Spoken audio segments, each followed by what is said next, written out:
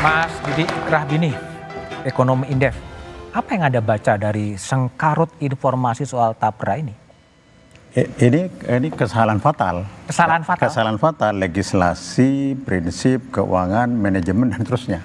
Merespon Pak Dodi sama Pak Anton tadi, semangatnya itu kan, saya terlibat di dalam amandemen 28H itu, harus dilindungi kesehatan dan penyediaan rumah. Yang BPJS berhasil, insurance system itu benar. Tapi ini adalah tabungan, ya, dipraktekkan seperti insurans wajib. Nah, itu sudah fatal kesalahannya, seperti Pak Anton sebutkan tadi. Nah, kemudian yang paling penting lagi, kesalahan di situ sosialisasinya tidak berjalan dengan bagus, ya. Dan sekarang kompleks seperti ini kan isunya penyediaan rumah. Ini orang-orang yang menabung itu belum tentu dapat rumah karena itu jangka panjang, ya. Ya. Mestinya kalau tabungan itu kayak dana haji, tidak semua orang ikut.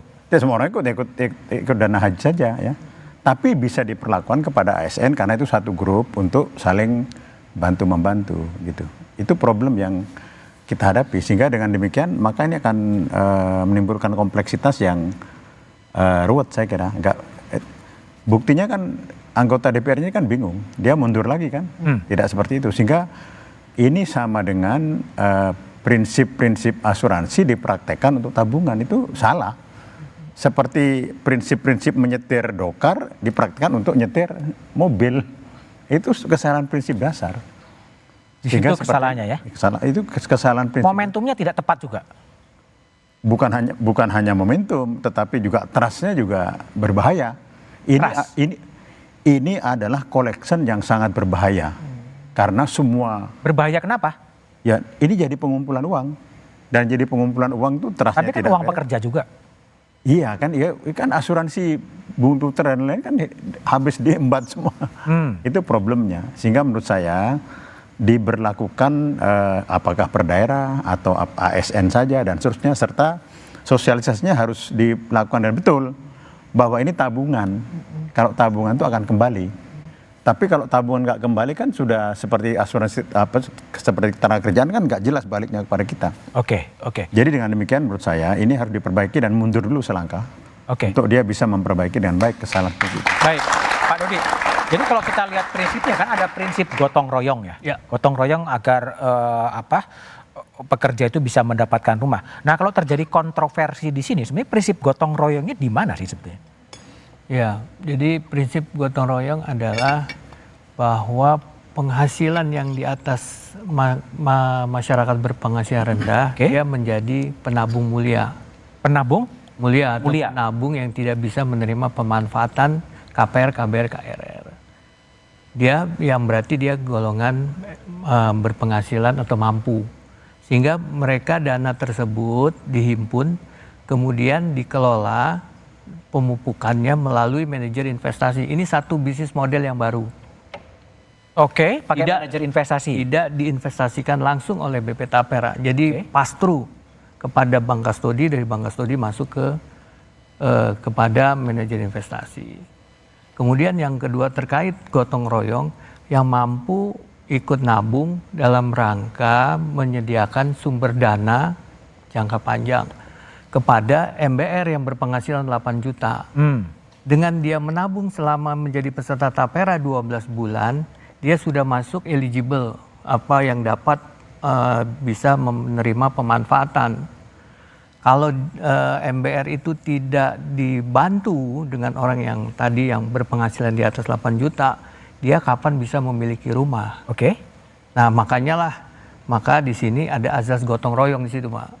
Mampu membantu yang memang berpenghasilan. Jadi konteksnya adalah kira-kira semua pekerja itu wajib menabung, 2,5% pekerja, 0,5% perusaha.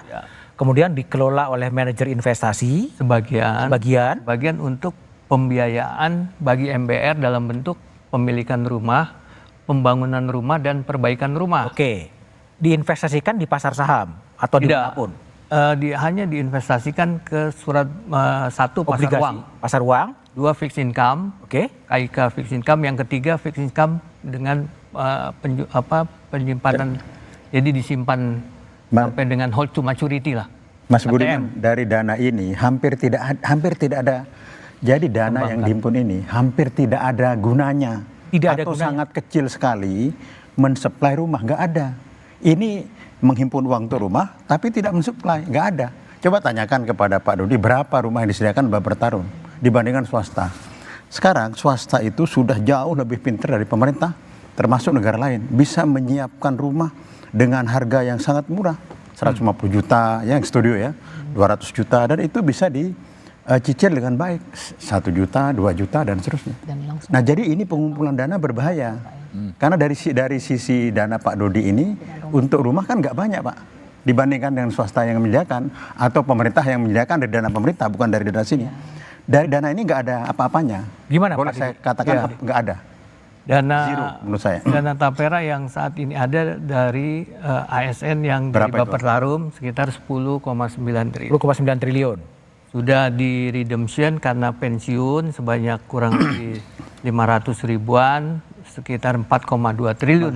Mensuplai Sudah rumah berapa? redemption. Nggak menyuplai rumah, berapa rumah sudah disuplai Iya. dari dana Bapetarum itu? Dari dana yang ada, untuk sebagian bangun dialokasikan untuk pemanfaatan sebesar 2,8 triliun. Berapa rumah itu? Dari 2,8 triliun tergunakan 2 triliun sudah menghasilkan 14.167 unit rumah. Iya, 14.000, nggak ada.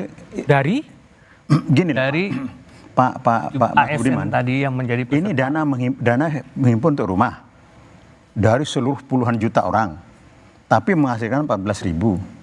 Nanti akan menghimpun banyak sekali, tidak menghasilkan rumah juga. Jadi rumah itu jangan alasan untuk rumah, problemnya itu problem berat. Menghimpun rumah dari berapa juta sekarang Pak Anton? 100 juta pekerja, dari situ semua dihimpun menghasilkan 14.000 rumah sebagai contoh. Nanti oke lah 100.000. Itu kan hanya 0,0 sekian persen. Jadi ini sekarang model penghimpunan dana. Karena itu harus ada trust. Kalau tidak ada trust tidak bisa. Oke, Ini bukan trust asuransi. kuncinya ya. Pak Jadi- Dodi mau merespon soal Iya. trust tadi itu? Ya, trust. Kenapa kita membangun tata kelola untuk mencakup trusted fund yang kita kelola? Karena apa? Karena dana tersebut dikelola MI dan setiap hari para pemilik dana bisa mengakses nilai aktiva bersih setiap hari perkembangannya. Nah, sejak launching dari 2021 bulan Juni, dana pemupukan sudah kita kembangkan menghasilkan 11,05% Tabungan sejak pensiun. diluncurkan. Seperti tabungan pensiun. Ya, ya. Sama Itu 11,05% itu gross dari investment kita. Nah, tetapi yang menjadi concern di sini adalah adanya tadi yang backlog 9,9 juta nih data terakhir. Nah, inilah yang membutuhkan peranan selain pemerintah, tentu adalah peserta. Sehingga unit yang bisa diberikan kepada MBR itu kemampuannya meningkat atau lebih tinggi volumenya. Di sini peran pemerintah dan BP Tapera sangat strategis untuk membantu MBR. Kenapa?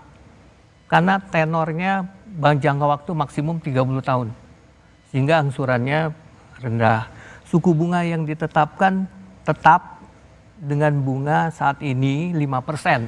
Oke. Kalau bunga pasar 11. Jadi kalau kita ambil MBR ngambil kredit kepada bank, dia akan kena angsuran hampir 1,7. Oke, kalau pertanyaan sederhana gini Pak Dodi.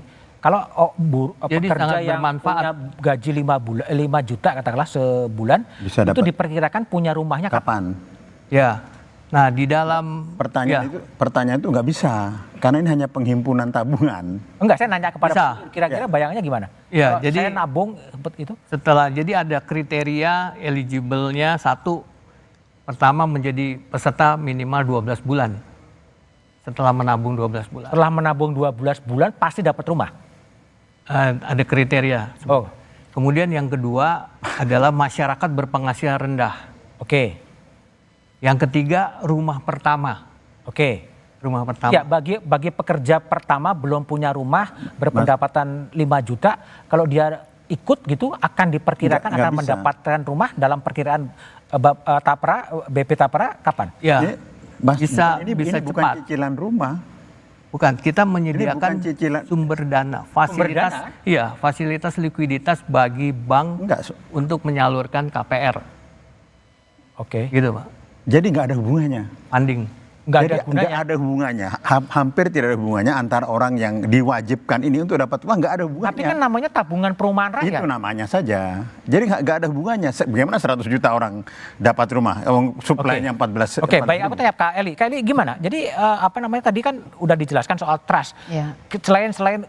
Selain yang substansi yang Anda merasakan berat, apalagi sih keberatan Anda soal trust juga gitu? Ya, memang itu juga ya, karena kita kan ada beberapa tahun terakhir ini kan isu asuransi yang hilang gitu ya. Asuransi yang Ya, hilang. misalnya kayak taspen apa segala macam itu kan masih Ah. ada di benak masyarakat itu, karena memang di media itu kan terang benderang Pak soal uangnya, dananya nggak ada di sana. Lalu muncul lagi begini, ini pertanyaan saya, kenapa buruh dibebankan Pak? Buruh yang mendapat upah 2 juta masih ada Pak. 2 juta. Masih ada 2 juta. Jadi saya tadi menyebut di Jakarta 5 juta 60 ribuan kalau tidak salah ya.